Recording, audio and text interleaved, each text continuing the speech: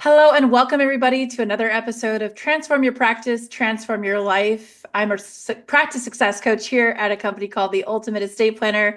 Thanks so much for tuning in. I'm super excited to do this particular episode. It's going to be the first of hopefully many to come where I am going to ask a fellow professional in the estate planning industry to come and join us to talk a little bit about what they're doing in their practice.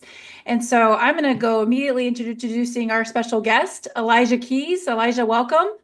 Hey, thanks so much for having me. Of course. Elijah is the founder and principal attorney of the law firm called Keys Law Group, PC, out of Milpitas, California. For those that don't know, am I saying that right, by the way, Milpitas? It's Milpitas. It's a Spanish name. I think it means little cornfield. I'm Okay. not sure. That's what my staff say. Got it. Got it. Okay. Milpitas, California. It's located in Silicon Valley, Mhm. just outside of San Jose, California. That gives you guys perspective that are not from California. Elijah, you have both your LLM in taxation as well as a certified specialization in estate planning, trust, and probate law from That's the right. Bar of California. And I found a fun fact out about you when I looked you up.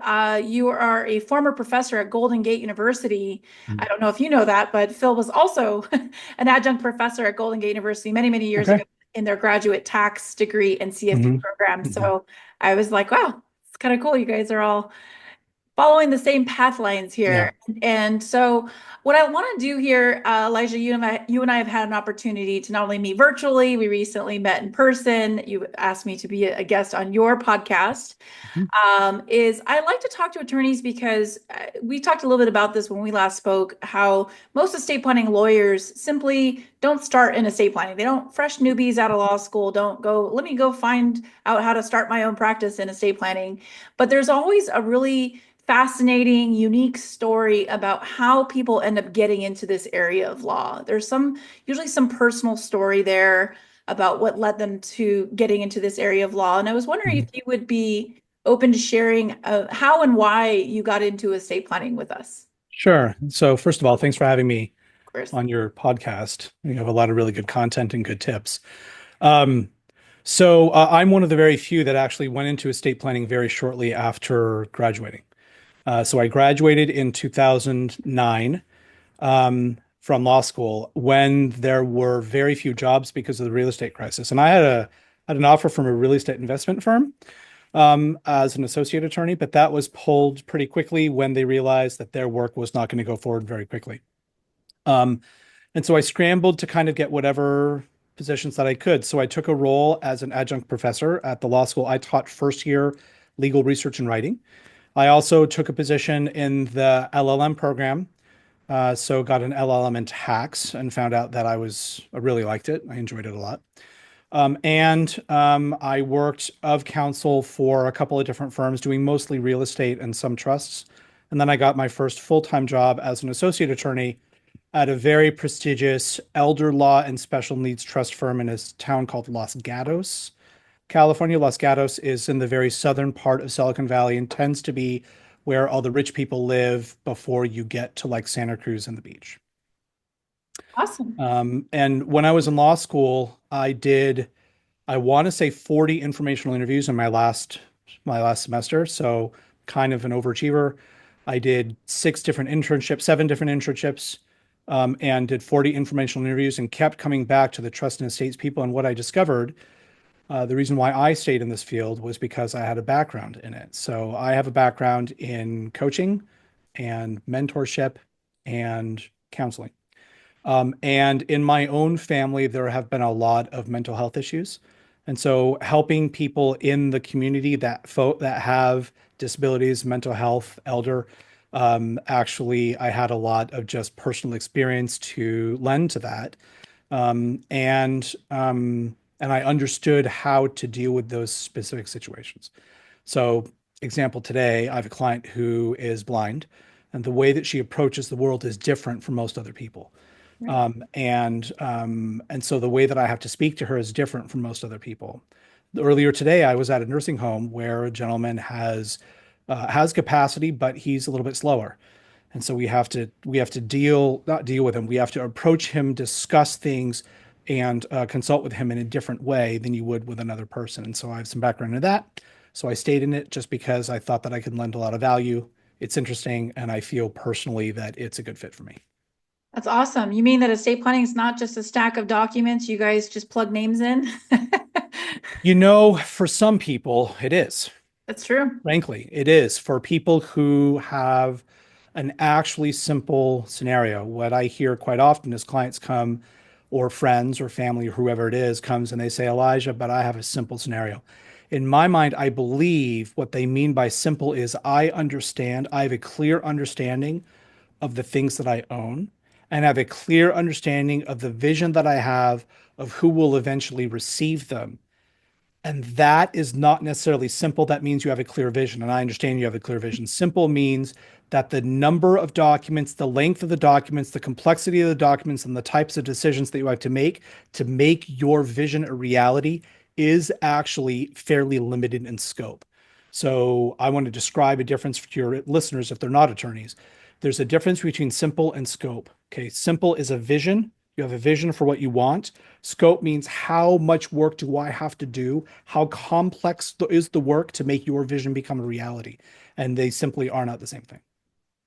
Absolutely. Well, and I would also argue that, as a non-attorney, most consumers, they think they know what's best, but they don't know necessarily the implications, when you actually go to implement their plan when something happens to them, right? And so That's okay. that's where that counseling aspect for you, Mhm. as the lawyer really comes into play. We talk oftentimes with attorneys about how an antiquated terminology for lawyers was counselors at law. And I Mhm. think in the estate planning arena, for sure, there's so much counseling that is done in terms of the right people to select, the right distribution pattern for people depending on different needs. You just mentioned you have a component to your practice of special needs planning, where you service those with disabilities who may be on Mhm. government benefits and they may Mhm. need to qualify for certain things. And That's so right. again, how they receive their inheritance is really important. Again, it takes, it's why frankly, the state bar has said this isn't a specialized area of law and not everybody should necessarily be doing it, right? That's right. Yeah, there are 17 different specialties throughout California: family law, maritime law, bankruptcy law. That's because the area of practice is very, very deep and very complex at the more complex levels. And there are simple levels. A good Right, example is that I had clients that came in yesterday. They have about $40 million, and we have a different conversation than most other people might have. right. And They had gone to a firm that specialized in very simple plans to get their very base documents done, and unfortunately, just based upon their needs, we had to redo them.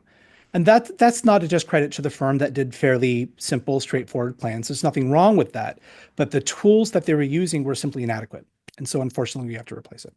It's Got just it's just it's just because estate planning uses a number of tools, and not every tool is the same. Some tools are simple, some tools are not. Absolutely. And then of course with, there's laws that change, so the planning Mhm. strategies may change. Mhm. All these different areas may change. And Yep. so that's what your job as a lawyer is, to stay on top of those changes and then help the clients navigate those changes. Yep. Awesome. Well, we've had several conversations, Elijah, about some things in your practice that I Mhm. found, frankly, to be unique. For you, it might Okay. just seem kind of obvious, duh, you mean people aren't doing this, but frankly, they're pretty unique. Okay. And one thing that came to light is I'm reading this book. It's called, I don't get paid by the publisher to publish to promote it. It's called The Employee Experience Strategy. It's been Sure. written by an author named Ben Mhm. Witter.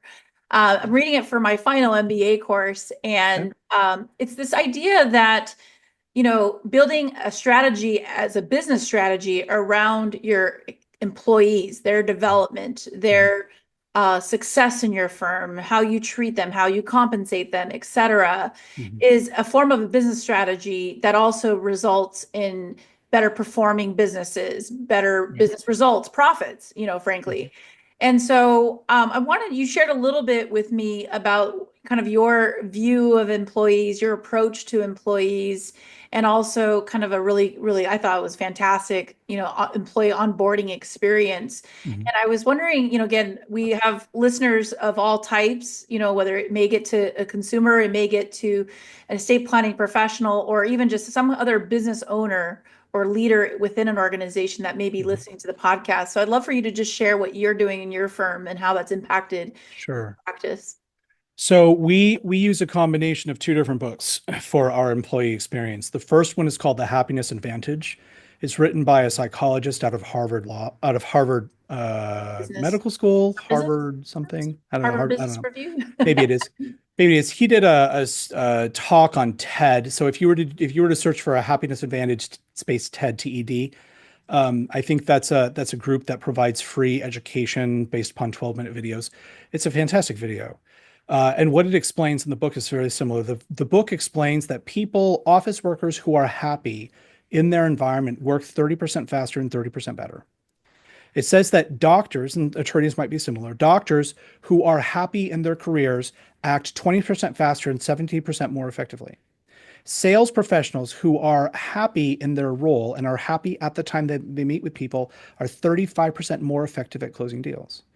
It simply is a factor that if people are feel fulfilled in their role, that they simply will perform better. So at my firm, we have a whole theory that we operate on that we want to choose the right person. We don't want to choose the right job. So oftentimes I'll hire someone and they might not be the right fit for a specific field. So we simply move them to a different position. Of course, we're hiring for a specific position. We have to fill it. But I've hired people who came in who specifically just had the right attitude, the right motivation, the right experience, but not the right experience for that specific field. I hired them anyway. I've never lost money based on that. So we use a second book called The Motive. And the motive is a story. It's a story about a business that had two countervailing experiences. One experience was the employees had a bad experience. They were stuck at their jobs. They didn't have any motivation. They had no way to progress. And then the countervailing point was an example of what it's like at a good position, at a good job. And so we have the theory here that we want people to feel that they're well compensated. We want people to feel that they're appreciated. We want people to feel that there's room for grow if they want to grow. I have some employees that don't want to grow. They want to stay exactly where they are. Fine. I will support you forever in that. And then finally, employees who, if they decide to leave, that we give them our blessing. Too many attorneys, they think four words uh, that I don't, or three words. I am special, and I don't. I do not think that I am that special. I think that I have one special skill and only one. Attorneys have a skill to identify issues. They are taught to identify issues and know how to look up rules. That's it. Attorneys don't have any other special skills. All other skills are learned. That means that other people might know better. So just before this call, I had a call with the heads of my with the head of my drafting team, the head of my estate planning onboarding team, and the head of my operations unit. And we had a call about a new tool that we were using and how we were cycling out of an old tool and a new tool. And I just didn't talk that much because they know better about their own jobs than I do. I could do every single one of those jobs, but I will not do it as well as they will because they're able to put their whole attention on it. And I put my attention on being a business leader and an attorney, and that's it. Everything else is done by other people. And I try to keep them really happy and I try to give them room to grow. Here's a rule that we have at our firm. Everyone at this firm, we ask people to, I can't really require it. We ask people to actually work just as hard on themselves as they work on the firm. Because if they grow, then they're better. So we have a book club. Right now, the book that everyone's supposed to be reading, and I don't know if they are, I am, is called How to Win Friends and Influence People by Dale Carnegie. And it's a book about how you can interact with people in a very positive way and leave a positive impact in their lives so they want to work with you in the future. And so I have people in Texas, people in Alabama, people in El Salvador, people in Arizona. Everybody has a copy of that book, every single person, because I want them to have a copy ready to go so that they can read it. If they become just 1% better, then they're 1% better for the firm. And some attorneys might be saying, well, what if they leave? What if they leave? So what? then that doesn't change the fact that they're going to leave anyway. You Right. might as well have a better experience and might as well enjoy the fact that you get to improve somebody else's quality of life. In this firm, there are 18 people who rely upon our payroll. 18. I think that's freaking fantastic, but it's not enough. We need a lot more. I absolutely love this. You mentioned something about how a lot of people operate out of fear of losing somebody. Uh, Mhm. I've even talked to attorneys who are solo practitioners. Their fear is having enough revenue to even afford to pay for that first person. And the moment I kind of break down for them, what is the true cost of paying for one additional person and how it frees them up to do so much higher level stuff, it's like they Mhm. clicks. For some of them, it clicks. For some, it doesn't. But, something that you mentioned about, being fearful of employees leaving. One of the things that I'm learning in this class that I'm doing, it's a talent management class. Mhm. It's a fantastic kind of end of program, MBA program class that I'm taking because it's so relevant to what I do when I work with attorneys. But, you know, it talks about creating an employee value proposition. How many times do we talk about having a value proposition or a unique value proposition, but we only talk about it in terms of how do you get more clients and keep your clients? I always think the same thing about clients that leave your estate planning firm. If you're servicing them well and correctly, why would they leave to somebody else? It's the same as employees. If your value proposition at your firm is superior to those outside and people are happy, they're not even looking. They're not even open to that, recruiter messaging them and saying, "Hey, I have this opportunity to work elsewhere. Would you like to explore it?" Nope, delete. They're happy where they're at. They're not even open to looking. So Yeah. I love that you have this mentality. I would want to just correct something you said. You said, "I'm not that special." And I have to tell you, I've worked in this field for 20 plus years. I've worked with multiple attorneys who own their own practice. Your approach to employees is special. Mm. Is it modeled after things that are out there? Absolutely. But I think that's the whole Mhm. point of even the book I'm reading is that this old paradigm of viewing employees as merely a line item expense on your budget is no longer the key. These are people, They and are I people. really think if you're in the estate planning industry, you didn't probably get into it because of its lucrative payout. You got into it for some other gratification of what you're doing and the people you're helping. But the same as you're building your own practice, you're now employing people. You're impacting Mhm. their personal lives, their families' lives, their livelihood, their mental health, their personal Yep. health, all of that stuff. So I just wanted to correct that because, I know anyone can get a big head by thinking that they're above anything, but the way you're approaching your business is absolutely fantastic. It's one of the reasons why I absolutely wanted to bring you on as a guest here Thank you. to share that because I don't care where you learned it. It's impacting your practice. Share a little bit with the audience that may be listening about when you started your own practice and how far you've grown because you mentioned you have 18 people on Mhm. payroll and Well, no, we have 8 people on payroll, but eight we people on payroll. support But you have 18 like family members. yeah, Yeah, exactly. You it's have like counted. contractors and other So things. when did I start? So I was a partner at a medium-sized estate planning firm, 8 attorneys, I think. Maybe that's medium for estate planning, in Too a large, but town yeah. called Palo Alto, California. That's where Stanford Computers and HP is located, and if you wanted to know. And I was a partner there, and I was commuting an hour and a half each way. And my wife is blind; she can't drive, and so she said, "I need you at home more. I need you to support the kids because I was married to my job." And so I started cutting my hours. And one day, the managing partner came in and said, "Elijah, it's just not working anymore because I wasn't putting out the huge amount of work that they needed for me to warrant my position." And I said, "I think it's time to go as well." And so I left. That was December 5th, 2019. And December 6th, maybe December 9th, I started my own practice. And what we did was we had very little savings, but we had no debt. We had just paid it off. And so that was $450,000 paid off in 6 years. Talk to me later if you want to know how we did that. That was hard, but we did it. My wife and I, we got together and we did that. And we put a series of butcher paper. I don't know if you know what butcher paper is, but we had small kids at the time. And so butcher paper was there to have the kids draw on so that we could paste it to the walls and the kids could draw on the walls without causing problems to the to Right. the to the paint. And so I put 2 pieces of butcher paper in a room with 8-foot ceilings, floor to ceiling. and I wrote down all the things that I needed for a law firm. There were two pieces of paper vertical, floor to ceiling, and I wrote down I think that there were probably about 150 items on those two pieces of paper. And 2 weeks later, I had completed everything.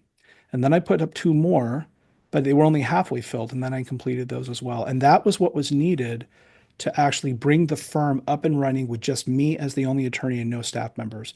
But I created the firm with the understanding that I would expand. And so I set up everything as cloud technology. Even I think that there was a product that I used for drafting estate planning documents, and you could only put it on your computer, but I hacked it. And I made it so it saved everything remotely so that I could have anybody use it. And don't tell them that I did that because that might get me in trouble. But Nobody heard that. nobody will hear it. Yeah, yeah. No. Nobody listens to your company. Nobody will Your listen company to is this podcast. fantastic. Yeah. No, I'm sure they will. But then I started operating, and I think we had $15,000 starting capital, and I occupied the back bedroom in my house on a folding table. We had a card folding table, like a picnic table, and that's what I worked at on a folding chair, literally a folding chair. And about a week later, I had made some money, and so we went to IKEA, and I spent all of my available cash on some horrible furniture, which was still in that room. Um, and then we went from there. Now we have an office with 3,000 square feet in Milpitas. I have considered purchasing the building that I'm in, but I don't want to because it's very old.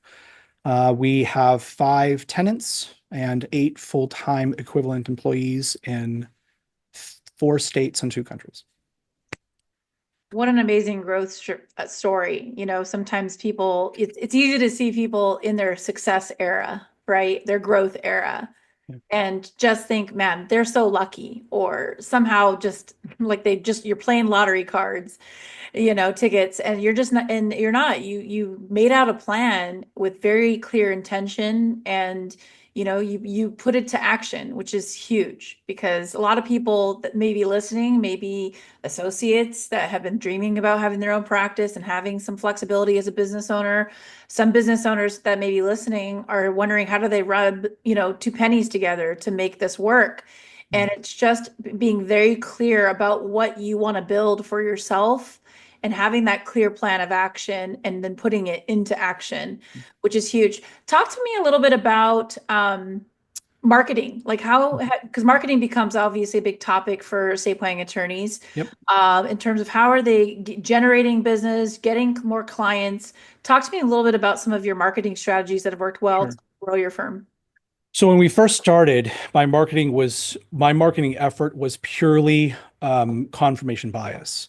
So we had a one-page website that had no information on it. It simply had my contact information and a little bit about me, and it was all referral. I had been feeding a kind of a ground game, maybe a grassroots campaign for about 8 years by doing free seminars to other attorneys just through local bar associations. And I had literally done 40 or 50 of them by the time that maybe be 30, I don't know, I forget, by the time that I left my firm. And I had a whole plan to do marketing, and I didn't think that we would be profitable for 2 years, which is the expectation of a book called Build Your Own Law Practice, something like that, by Feinberg, I think, out of the ABA. That's the book that I was using. And he said, get a postcard with every single person who you've ever spoken with, who you've ever known, and send them a postcard offering them a discount on services. And I sent one message on LinkedIn stating I've started my own practice and we were profitable as of week 1. And I think that's just because I had tapped into one of the 4 secrets of leverage that I didn't know that I had done. I was doing those seminars because I was an associate at other people's law firm and I wanted to market myself. I couldn't market to anybody, so I just gave talks. And so the 4 secrets of leverage, according to Naval Ravikant, are: number 1, collaboration, where you convince other people to work with you, and that's, of course, public speaking.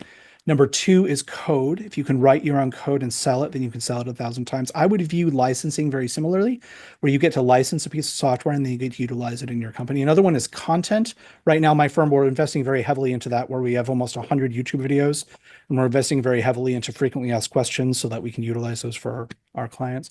And then number 4 four is capital. You can borrow money and buy skill. And so I had tapped into the collaboration front. And then just because of COVID and Proposition 19 coming in, Proposition 58 going away, I had a particular set of skills and background that made my firm grow very quickly.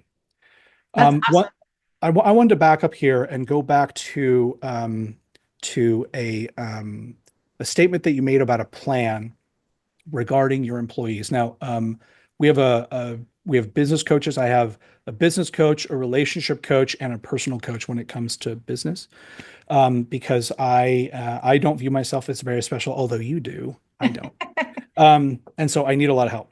And so one thing that we were encouraged to do is to set a hairy, audacious goal, which we did. Our goal is to grow 5x our size within 3 to 4 years. That's a big goal. But one thing that we had to do is we had to realize that team growth and development was super important. So in our document, we call our vision, our 2027 vision, every single employee has that document. And every single employee that's onboarding gets a copy of that document. And we ask them, please record a short video explaining us how you will help us reach this vision. really like Okay. that. But in this document, there's an entire section, an entire page actually, just about our commitments to our client, to our staff. And I don't want to read the whole thing. I'll just read 5 statements here. It says, we believe in growth. No matter where you start, there's always an opportunity to advance in both skills and experience. Some people don't want to do that. Some people do. But then we make 4 commitments to all of our team members. We will pay you well for your contributions and responsibilities. We will give you the freedom to take ownership of outcomes. We will give you the unlimited growth opportunities when you see them, and we will win when the firm wins together and shared together. And so we make those commitments to our staff members. Now, those aren't my ideas. I stole them. Juan. And everybody has their own story. Yeah. I can only tell mine. So I wanted to share 3 quotes. I really like quippy quotes. I like quippy stoic quotes because they Yeah. really just cut to the core of me and they help keep me motivated. And there's 3 that I really, really liked, and I wanted to share those. Yes, please. Um, the first one is a quote that says, "No one's coming to save you." Hmm.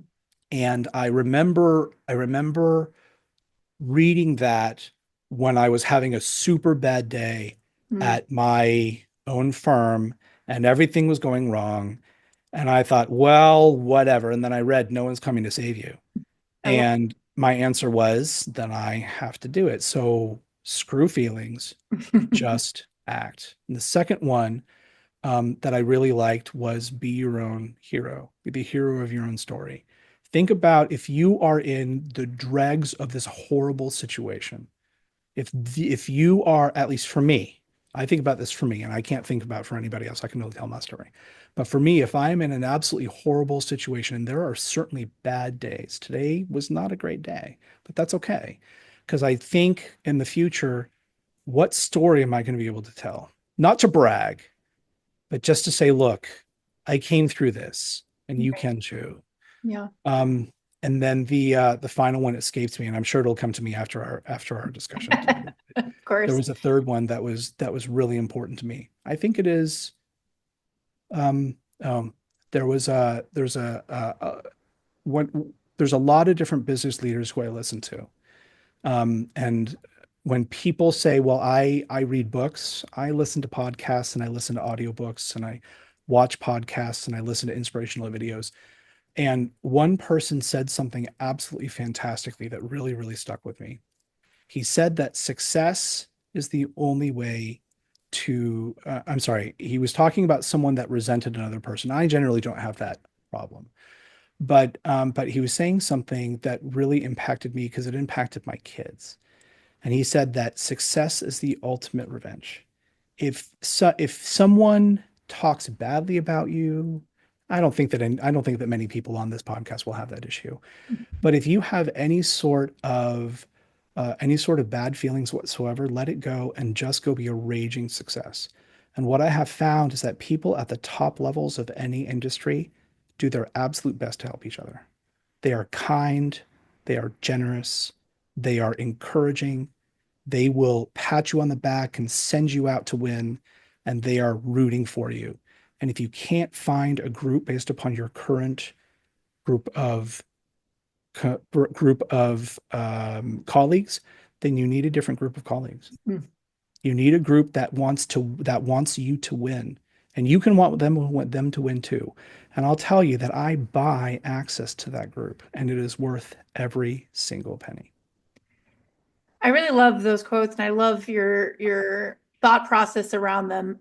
Some things that came to mind was I had an attorney who emailed us a few months back, maybe even a year ago, Mhm. and he basically said, "Can I have a consult to talk about the steps necessary to shut my practice down?" Okay. It was a little jarring. He's a pretty young attorney, and so I was like, I've never encountered, I don't know how to shut down a practice. So I had to go to Phil, my boss, attorney Phil Cavish, say, hey, I have this attorney who wants us to advise him on how does he shut the practice down? How does he transition out? And I loved what Phil said because it's kind of, to me, if I had those quotes the first two quotes especially that you mentioned, I would have told him those. But he said, I'm not giving this guy a plan B because if I give him the plan B, then that's all he's going to focus on. He's going to ensure he has somewhere to fall back on. If he only has his plan A, which was his original goals anyway, he's going to work through this down. It's like, I don't know if you've ever read Atomic Habits by James Clear, but he talks about that like just period of sucking. Like it's what does he You're call going it? to suck. Yes. You're It's going to suck. It you're just gonna is. suck. It's gonna suck because you think that you're working hard, that the growth is gonna be linear and clearly, or even exponential right away. No, it is not exponential. It's this. It's a hockey stick. It's crazy. By the way, sometimes you go down and sometimes you go up. It's never even linear. But there's always this like period where you thought it was going to be better than it is, and it's that valley of disappointment is what he calls it. And so, you're in those moments. And so we didn't give him plan B. And I'm so glad we didn't because I think it was like less than a year later, we were reconvening and he was hiring more people and he was flourishing. It's like he went through that process of just things sucking at times and you kind of, going through your own thought process of how do you push through those down moments. The other thing I was going to say about your final comment is I think it's so important. We talk about mindset a lot at Ultimate Estate Planner and in our 2-day Ultimate Level event. And we start off talking about how our thoughts are so powerful. If you are constantly in a place of fear of staff leaving, fear of no one buying your product, fear of no one saying yes to your fees, fear of competition coming in, fear of the laws changing and you're limited, it's like you're going. First of all, you guys all went to law school. There's one thing I know that law school taught you guys how to be is try to prove yourselves right all the time. And so, and it's just actually in human nature to find ways to confirm our thoughts already. And so I see this happen all the time where we go into firms and they've got, a staff member that won't train anybody because they're so fearful of the younger generation ousting them. And I'm like, it's not going to be their knowledge of technology or them doing things faster that's going to, you know, beat you. It's going to be you beating you when your attorney boss is so sick and tired of your attitude and your pushback and your Yep. unwillingness to collaborate and your unwillingness to share and grow the firm Mhm. because you're so fearful of getting replaced that eventually they're just like you're gone. And then you're going to go, I knew it. I knew he was going to replace me with Yep. that younger hire or whatever it is. And so it's just so interesting that you talk about how the people that are really winning are those that are relishing in other people's successes, that it's that kind of growth mindset. There's like an abundant mindset. There's not like this scarcity mindset that there's not enough to go around. And There's always I enough. really love that. There's always enough. I remembered my quote and I remembered another one. The valley of despair is actually a description of a paper that won the Nobel Prize Mm, in economics called the Kubler-Dunning effect. mm, Keebler-Dunning effect. And it describes the learning curve. And mm, most people, if you think of a learning curve like a sine wave, at the very left, you're at the bottom, and you find a problem and you're very optimistic, but you haven't earned that optimism because you don't know how to win the problem. Then you at the top of the first slope of the sine wave, it's come over the hump, and now you have unearned pessimism. You see that there's a bunch of problems ahead, but you don't know what the problems are. And then you go down to that trough, and that trough is long. It's called the valley of despair. And mm. basically, you don't know how to solve the problem. And 99% of people stop and find another problem. Hmm. But if you can slog through that problem and get through it, then you earn optimism. And if you think about an earnings statement like Coca-Cola, you think about an earnings statement, it doesn't go, it's not a flat line. It's up and down because they're learning. Hmm. Anything that is worth doing takes longer than you might expect. And anything that is worth doing, other people, hundreds and thousands of people have given up, and you don't have to. You can just keep going. So the last quote that I love is burn the boats. That quote that comes from Cortez in the 1500s when he invaded South America and won. And I'm not saying that that was a good thing. I'm not saying that intentionally infecting people with disease is good. I'm not saying that genocide is good. I'm saying that the principle of not giving yourself a way out is a good one. Because if you can't get the way out, the purpose of business in my mind is not to win. There are no winners. If you are at the top, someone else will take over. The purpose is not to win. The purpose is to keep playing Mm. and learn what you can and take the benefit that you can along the way. And so my purpose is just to keep playing. If we have a setback, great, we'll deal with it. We just keep going and it's going to be hard and it's okay that it's hard. We're not going back. Burn the boats. I love it. I really love it. It's interesting you talk about this learning curve because one of the biggest hiring mistakes I see attorneys make is they expect immediate results. They hire somebody, sometimes they pick people with experience, and I'm not downplaying Sure, anybody's experience having. sure. I think it's more important, like you said, to pick people with the right fit, personality wise, attitude wise, etc. But their intention behind experience is I don't have to train them. Like I'm hands off. And then Where they where get did very they get that unhappy. idea? Yeah, yeah. They get very unhappy when there's not the result that they thought because maybe their training is off from what the way you do things. So I want to revisit again because we talk at Ultimate Estate Planner about how the onboarding experience for an employee is so vital to the success of that employee. Mhm. Yeah. And we thought we had great onboarding experiences at Ultimate Estate Planner as well as our affiliated law firm, but there was some really unique things that you did. I was like, man, could you imagine the impact of brand new employee onboarded the way that your team is onboarding? Can you talk a little bit about what you're doing? Let's say I apply to work at Keys Law Group. You've Mhm. hired me. Kind of Mhm. walk me through maybe the first few, let's just say even 90 days of kind of, obviously we only have a few more minutes left, but Sure. what that person's experience is like at your firm. Well, let's take the example of a remote employee, our most recent hire, which was actually a contractor, not our employee, but we treat her as our Mhm. employee. One of the very first things that happens is she has an onboarding call with all of our staff that are connected with her. We have a weekly and monthly staff meeting, and so that person would be part of that. And they're treated as just a sheer member of the team. We also have a swag package where we have mugs. Here's a mug, mugs, candies, notebooks. We just grab a bunch of things that have our logo on it and we ship it out to them.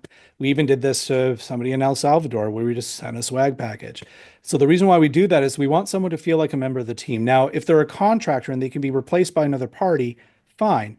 But I still want that person to feel like they're a member of my team. Mm. Why? It's completely selfish.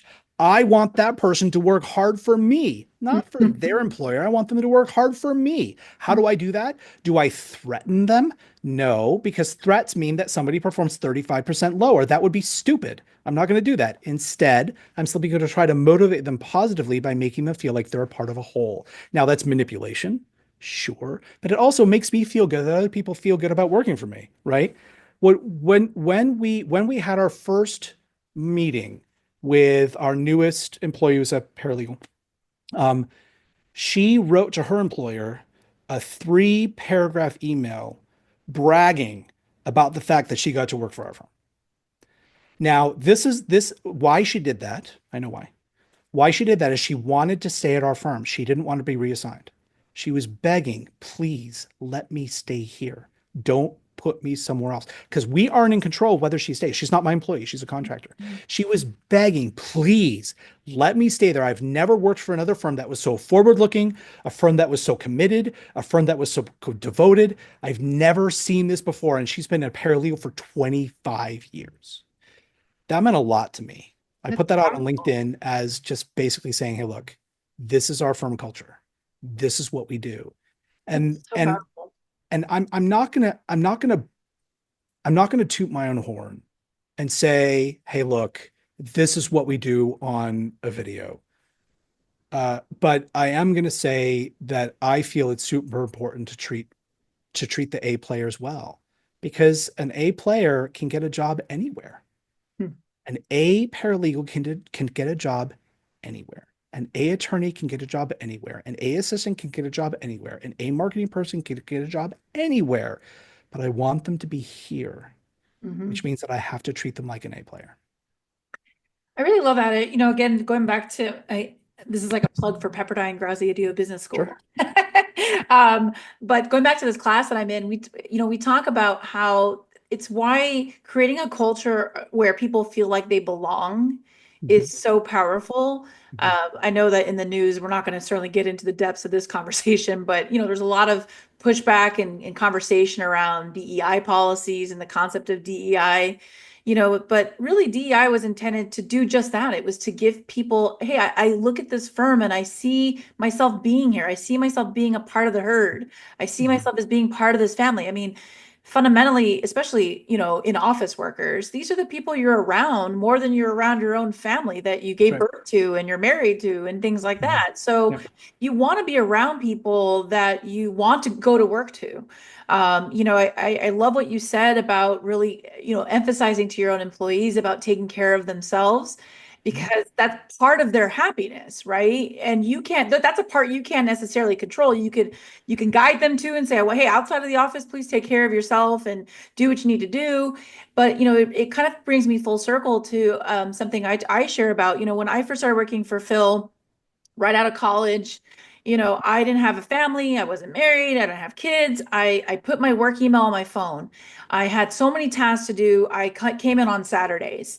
And I thought I was doing right. I thought I was working harder. I thought I was, doing what's needed to do, but then I wasn't filling up my own cup, on the, wasn't recharging my battery. So every Monday I started, with like a half filled battery, and I was lucky if I made it through the week without either having to go home early, I didn't feel well, hating coming in on Monday, etc. It brings back, I know you like quotes. It brings back that quote. I don't even know who said it, but it's basically like if when you love what you do, you never work another day in your life. And if Yep. every worker could feel that way when they come into work, you've created stakeholders in your own business. That's like something I would say fundamentally I get like a lot of business owners that are like, how do I get my employees to care about this company as much as I do? You have I to care about them.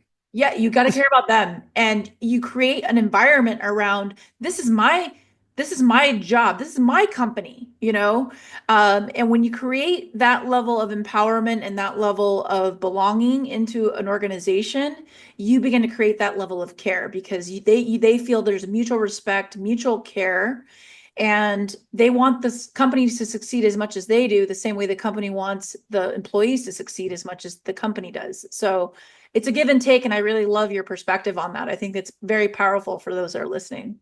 I have one more thought if we have time. We do have time.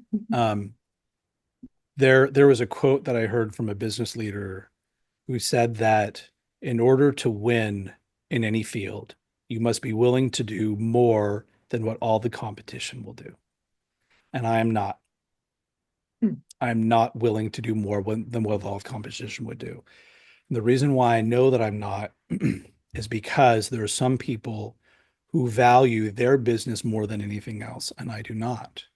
I Hmm. will allow my business to burn to the ground if my marriage is threatened. Hmm. That's a statement every single day. My marriage is more important than my business. That also means that when I was looking for a job before I took my last position, before I started my practice, I had four different offers from four different firms in four different regions. Hmm. And they all did different things. They were all trust firms, but they had different specialties. And at every single firm except one, all the partners were divorced. Ah. And that's not, I'm not insulting people who are divorced, Yeah, yeah, yeah. but I had a major concern that if I went on salary and they were all salaried positions, that those specific firms would not respect the nature of my relationship. They would respect more the bottom line. And if I could not hold the bottom line, that I would simply be asked to leave or threaten my relationship. And so I took a position at a firm where there were three partners, and they were all still married to their first wives. And about 9 months in, 6 months in, my wife had our second child. And 2 months later, she was stepping out of the front door and she broke her ankle. Mm. She slipped. And so she had a choice so she was holding the baby in the car seat. I dropped the car seat and I saved myself, or I hold the car seat and I sacrifice the leg, and she broke her ankle. I didn't sleep for 72 hours. That was a Saturday morning.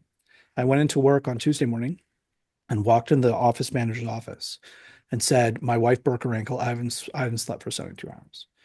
I need to know what I can do now. And she stopped all the lawyer meetings. They had clients waiting. They had people waiting in the waiting room. They called all the attorneys and all the paralegals into the conference room. Mm. And the managing partner took half of my work, gave it to other people, and told me to go home. Mm. And that's the type of place where I want. I Yes. want people to know that if you maintain your financial burden to the firm, we will take care of you. Because you take care of me, Mm. I take care of you. If someone has such high personal needs that they can't maintain the financial needs that they have, obviously it's not a good fit, right? Yeah. But if they can maintain that, if there's flexibility that people need, I'm more than happy to offer that to them. We have an employee right now who was full time a couple of weeks ago. She's not full time right now. Her son-in-law, I don't want to oust her, so I won't say much about it, but her son-in-law broke his foot, and her son-in-law's grandmother, who was going to take care of a new Mm. baby, had a heart attack, Mm. and she had to take a Get to six step month up. leave. Should have She had step to take a up. 6 month leave. Yeah. Fine. We find a These replacement. are She'll come these back. are absolutely powerful stories because I think there's lessons in them. I'm glad you learned them without having to learn the hard way.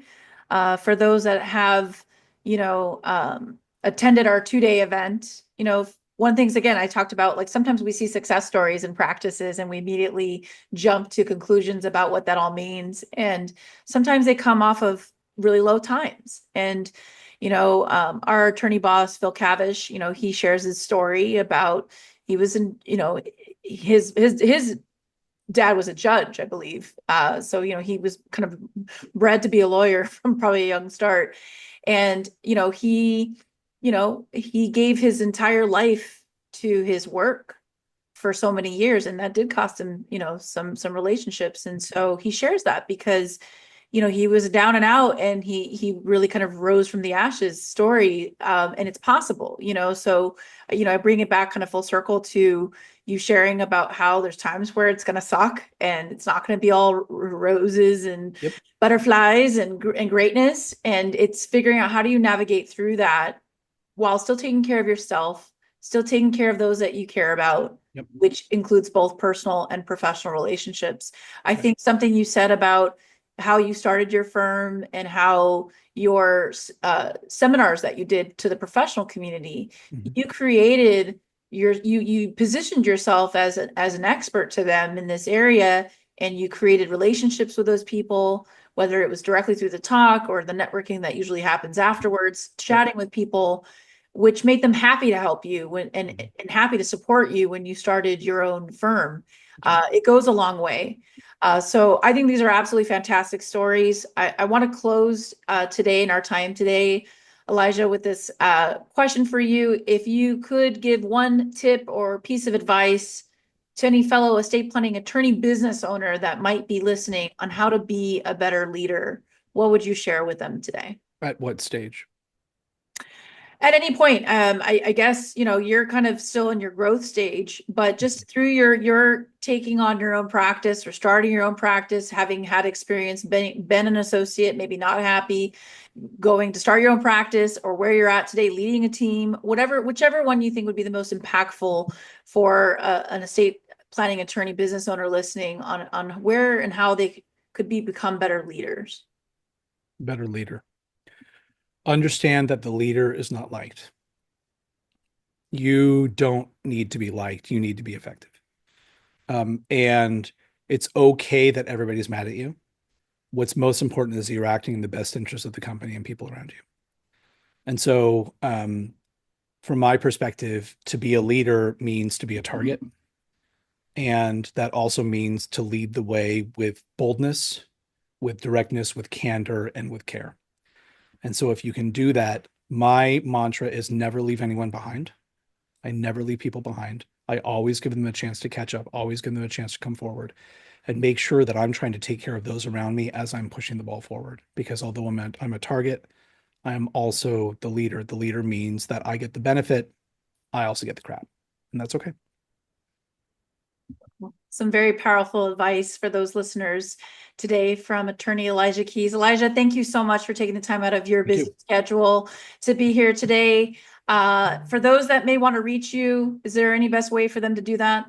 3 ways. You can either call our firm, you'll reach our intake team. Phone number is 408-766-7668.